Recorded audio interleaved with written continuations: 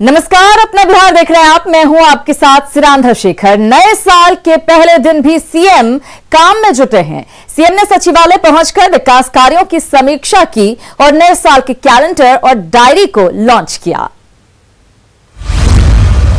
1 जनवरी 2021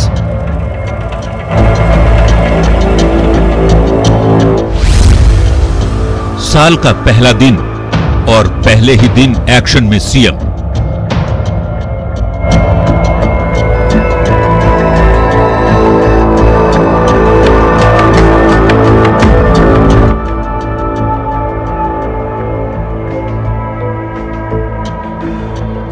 साल 2020 की खट्टी मीठी यादों को भुलाकर लोग 2021 का खुले दिल से स्वागत करने में जुटे हैं। कोई मंदिर में मत्था टेक रहा है तो कोई चिड़ियाघर घूमने जा रहा है, लेकिन साल के पहले दिन भी सीएम नीतीश कुमार काम पर ही जुटे हैं।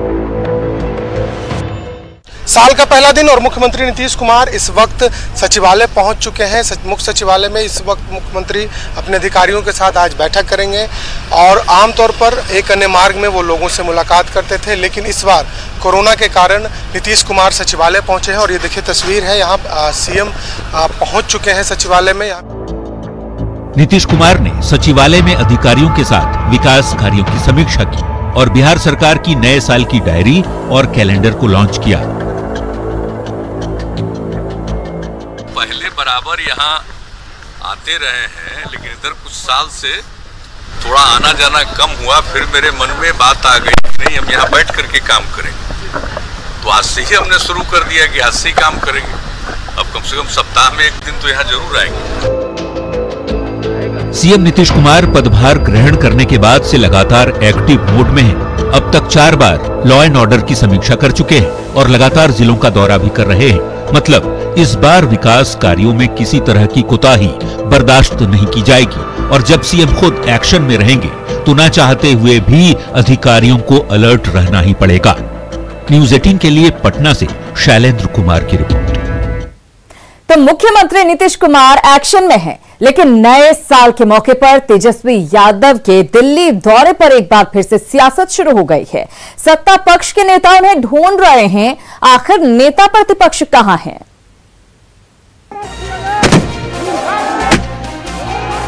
जश्न के साथ नए साल की शुरुआत हुई। आम से लेकर खास तक ने एक दूसरे को बधाई संदेश के जरिए नए साल की मंगल कामना की। लेकिन बिहार के राजनीतिक गलियारे में 2020 का ही एक सवाल चर्चा में अब तक बना हुआ है। कहां है तेजस्वी? नेता प्रतिपक्ष को किसी ने देखा है क्या?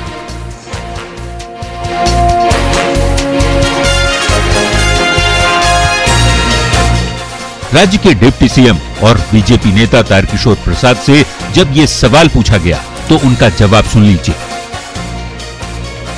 अब देखिए, नेता प्रतिपक्ष की जानकारी तो उनके पार्टी को भी नहीं है, तो मुझे कहां से होगी? ये कोई पहली बार नहीं है जब तेजस्वी यादव के बिहार से गायब होने पर सवाल उठे हों। लोकसभा चुनाव के बाद भी तेजस्वी यादव गायब हो गए थे। 2015 में हम लोग महागठबंधन का सरकार था, तो यहाँ नजर नहीं आए थे राष्ट्रीय जनता दल के युवराज। ये लोग यहाँ रहकर दलित, पिछड़ा, अति पिछड़ा के साथ, अल्पसंख्यक के साथ उनको मोह नहीं है। ये लोग प्रवासी लोग हैं, नए साल में जश्न मनाने बाहर रहते हैं। तेजस्वी के बिहार से बार बार गायब होने पर राबड़ी देवी सफाई दे रही है। मौका पर आता है, सब चीज मौका पर आता है। वो आधार से बात करता है लोग, उनमें कोई दम नहीं है। वो लोग में अपना काम के लिए बहुत लोग, सब लोग जाता है, अपना काम के लिए सब लोग कहीं जाता है। विधानसभा चुनाव में तेजस्वी की तेजी से बिहार के लोगों में एक उम्मीद जगी थी, मगर ऐसे ही तेजस्वी समय समय पर बिहार से यदि गायब होते रहेंगे तो सवाल उठेंगे ही, क्योंकि राजनीति कोई पार्ट टाइम जॉब तो है नहीं। न्यूज़ 18 के लिए पटना से शैलेंद्र के साथ रवि एस नारायण की रिपोर्ट। तो एक बार फिर से यह सवाल सियासी गलियारे में कि तेजस्वी आखिर हैं कहां। इधर 2020 में राष्ट्रीय जनता दल का सरकार बनाने का सपना साकार न हो सका, लेकिन 2021 में भी आरजेडी नेताओं ने आस नहीं छोड़ी है। कभी नीतीश कुमार को ऑफर तो कभी जेडीयू में टूट का दावा कर बिहार के राजनीतिक माहौल को गरमाए हुए हैं।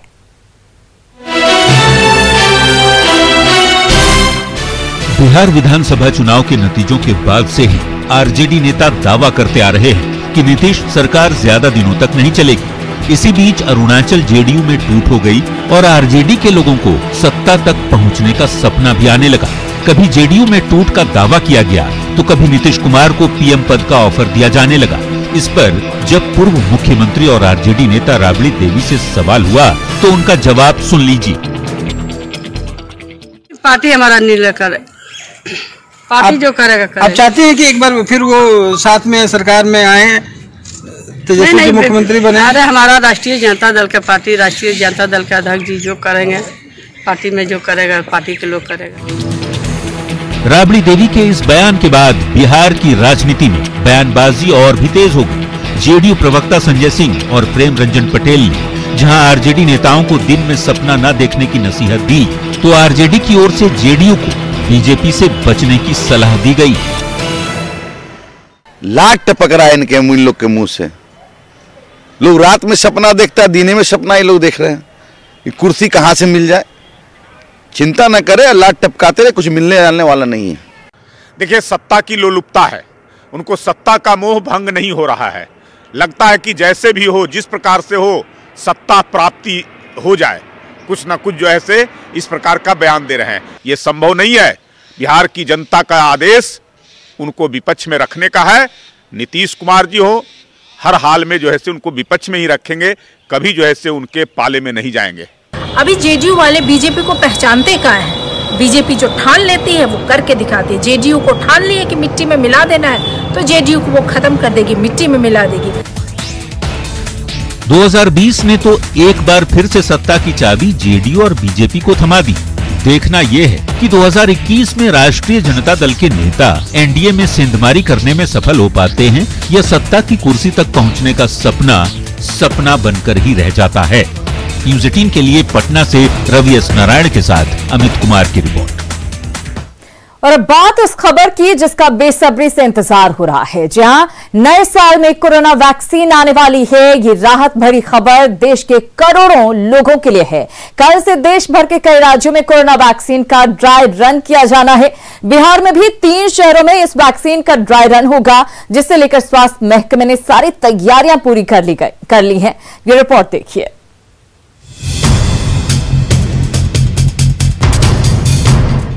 साल 2020 की विदाई के बाद अब नए साल 2021 से लोगों को ढेरों उम्मीदें हैं। सबसे बड़ा सवाल जो आम जनता से लेकर हर के मन में है वो है कोरोना की मिलने वाली वैक्सीन।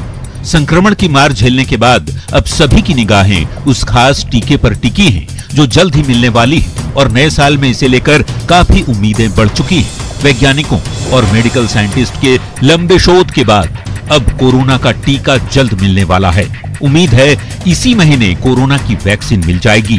2 जनवरी को देश के सभी राज्यों में कोरोना वैक्सीन का ड्राई रन किया जाएगा। बिहार के 3 जगहों पटना, बेतिया और जमुई में शनिवार को वैक्सीन का ड्राई रन किया जाएगा, जहां स्वास्थ्य विभाग की ओर से सभी तैयारियां पूरी कर ली गई हैं। धीरे धीरे परिस्थितियां बदली और अब हम लोग कोरोना को पराजित करने के मुहाने पर आकर खड़े हो गए हैं और बहुत शीघ्र कोरोना का वैक्सीन भी आ जाएगा, टीकाकरण भी शुरू हो जाएगा, इसकी उम्मीद हम सब लोगों को है। और इसका ड्राई ट्रायल कल बिहार में 3 जगहों पे होने भी वाला है, पटना, बेतिया और जमुई। और इसके बाद हम लोग जिसको मॉक ड्रिल कहते हैं, इसके बाद फिर जब वैक्सीन आ जाएगा तो हम लोग वैक्सीनेशन का काम शुरू करेंगे। कोरोना की वैक्सीन का ड्राई रन उसी तरह होगा जिस तरह वैक्सीन आने पर टीकाकरण के बारे में प्लान किया गया है या फिर जैसे वैक्सीन का डोज दिया जाना है। ड्राई रन में वैक्सीन नहीं दी जाएगी, सिर्फ लोगों का डेटा लिया जाएगा। इन डेटा को कोविन ऐप पर अपलोड किया जाएगा। Micro planning, session site management और ऑनलाइन डेटा का परीक्षण किया जाएगा। टीकाकरण अभियान के लिए लगभग 96,000 वैक्सीनेटर को प्रशिक्षित किया गया है। इससे पहले 4 राज्यों पंजाब, असम, आंध्र प्रदेश और गुजरात में कोरोना वैक्सीन का ड्राई रन किया जा चुका है। ऐसे में बिहार में होने वाले इस खास वैक्सीन के ड्राई रन को लेकर लोगों की उम्मीदें काफी बढ़ गई हैं। जमुई में कोरोना वैक्सीन के ड्राई रन के लिए 3 केंद्र बनाए गए हैं, जहां स्वास्थ्य कर्मियों की टीमें तैनात रहेंगी। इन सेंटर पर वायरस के टीकाकरण से पहले का रिहर्सल पूरा कर लिया गया है। मॉक ड्रिल होगा, उसमें हम लोग 3 जगह जो है सेंटर बनाए हैं। उसको हम लोग जो है या तो उसको हम लोग डमी एक बूथ टाइप का कहलाएगा वो, और उसी ड्राई रन नाम भी दिया गया ड्राई रन।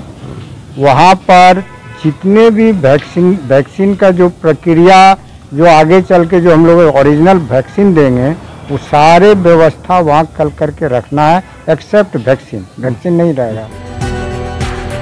जाहिर तौर पर कोरोना के टीकाकरण का ये ड्राई रन उम्मीदों भरा है। बीते कई महीनों से संक्रमण की मार झेल रहे लोगों के लिए ये राहत भरी खबर है कि इस साल जल्द ही कोरोना की वैक्सीन मिलने वाली है।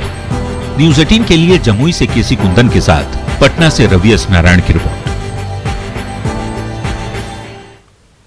तो उम्मीद यही कि ये ड्राई रन सफल रहेगा और जल्द से जल्द जो है कोरोना वैक्सीन लोगों को लग सकेगी और कोरोना का खात्मा हो सकेगा। चलिए अब कुछ और खबरों की बात कर लेते हैं। वैशाली की खबर की बात। वैशाली पुलिस ने ज्वेलरी शॉप में हुई लूट की बड़ी वारदात का खुलासा किया है। लूट के आरोपी की गिरफ्तारी हुई, लेकिन उसने जो खुलासा किया उससे पुलिस भी हैरान रह गई। प्रेमिका को गिफ्ट देने के लिए लूट, युवक ने रची लूट की साजिश। जेवर की दुकान से लूटे गहने। ये गहने एक ज्वेलरी शॉप से लूटे गए थे और लुटेरे ने इसे अपनी प्रेमिका को गिफ्ट दिया था। शहर में लूट की बड़ी वारदात से सनसनी फैल गई थी। पुलिस ने जांच शुरू की तो कड़ियां जुड़ती गईं और आरोपी अमित कुमार को गिरफ्तार किया। उसने जो खुलासा किया उससे पुलिस भी हैरान रह गई। अमित अपनी प्रेमिका को गिफ्ट देना चाहता था। पास में पैसे नहीं थे, लेकिन प्रेमिका को खुश करना था, तो उसने रच डाली साजिश। लूट की वारदात को अंजाम दिया और प्रेमिका के पास पहुंचा दिए गहने। थोड़ा इतना था और इतना चांदी था सर, रखने के लिए थोड़ा दिए थे उसको। उसको पता था कि लूट के लायक हो? नहीं सर, नहीं सर। तो कैसे एक्सेप्ट की वो? नहीं, उसको मतलब नहीं दे, मतलब उसको पता नहीं था। तुम्हारा कब से दोस्ती है? सर उससे 1.5 साल से दोस्ती है। तो इससे पहले भी कुछ गिफ्ट वगैरह देते थे या? नहीं कुछ नहीं सर। घटना 8 दिसंबर की है। भरहरा गांव में करीब 12 लाख रुपए के जेवर की लूट हुई थी। जिन गहनों की लूट हुई थी उनमें थे सोने की चैन, सोने और चांदी के लॉकेट, पायल, पाजेब, ब्रेसलेट, सोने की अंगूठी और मंगलसूत्र। यानी प्रेमिका को खुश करने के लिए हर तरह के गहने दुकान से लूटे गए थे। पुलिस ने छानबीन शुरू की तो अमित का नाम सामने आया। उसे घटारो गांव से पकड़ा गया। कड़ाई से पूछताछ हुई तो उसने सब कुछ उगल दिया। कांड में लूटे गए सोना के बारे में, सोना चांदी के बारे में बताया कि उनके घर में छिपा के रखे हैं। उनके बताए मुताबिक उनके घर से कुछ इस कांड में लूटा गया सोना चांदी बरामद किया गया था। और ये पूछताछ में बताया कि इनकी एक प्रेमिका है, ये सोना चांदी लूट कर अपनी प्रेमिका को देते हैं और प्रेमिका अपने पास उसको रखती है। इनके आधार पर इनके प्रेमिका को भी गिरफ्तार किया गया। प्रेमिका भी पूछताछ करने में इनके बताए हुए कथन की पुष्टि करते हुए बताया कि इनके द्वारा दिया गया सोना चांदी भी छिपाकर अपने घर में रखी है। तो इनके बताए मुताबिक भी सोना चांदी इसमें से लूटा गया बरामद किया गया है। अमित की निशानदेही पर पुलिस ने दिग्गी कला गांव में उसकी प्रेमिका के घर में छापेमारी की, जहां से पुलिस ने 15 ग्राम सोना और 900 ग्राम चांदी के जेवर के साथ एक बाइक जब्त की। अमित और उसकी प्रेमिका का संबंध 1.5 साल पुराना है और पहले भी वे लूट की वारदातों को अंजाम देकर अपनी प्रेमिका तक पहुंचाता रहा है। पुलिस ने अमित की नाबालिग प्रेमिका को भी गिरफ्तार कर रिमांड होम भेज दिया है। न्यूज़ 18 के लिए वैशाली से राजीव मोहन की रिपोर्ट। तो प्रेमिका को खुश करने के चक्कर में आज जेल की हवा खानी पड़ रही है। बहरहाल अगली खबर का रुख करेंगे। बिहटा में पुलिस शराब माफिया के खिलाफ लगातार अभियान चला रही है। बिहटा में सोन नदी के किनारे शराब माफिया बड़े पैमाने पर शराब बनाते हैं, क्योंकि इस इलाके में पहुंचना पुलिस के लिए बहुत मुश्किल होता है। लेकिन पुलिस न सिर्फ यहां पर पहुंचती है, बल्कि शराब की भट्टियों को तबाह भी कर रही है।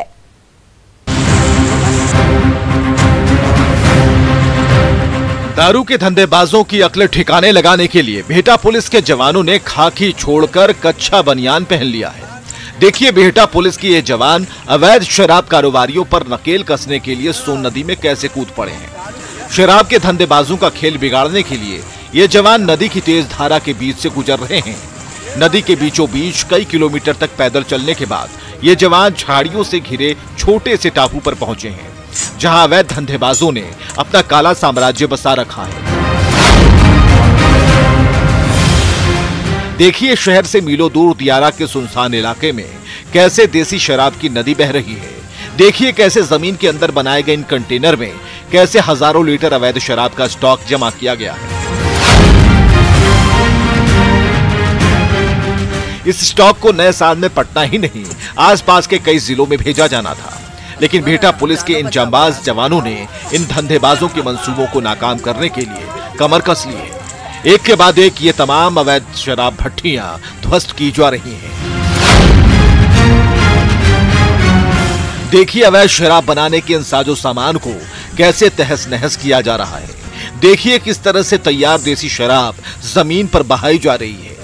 देखिए किस तरह से अवैध शराब बनाने के ठिकाने को जमींदोज किया जा रहा है। देखिए बिहटा पुलिस ने कैसे अवैध शराब कारोबारियों की लंका को आग के हवाले कर दिया। अमरजीत, न्यूज़ 18, दानापुर। तो शराब कारोबारियों पर शिकंजा लगातार कसता जा रहा है। इधर पटना नगर निगम की अपनी कोई विज्ञापन पॉलिसी न होने की वजह से पिछले 3 साल में करीब 150 करोड़ रुपए का नुकसान हो चुका है। निगम के वार्ड पार्षद इसे माफिया का खेल बताते हैं।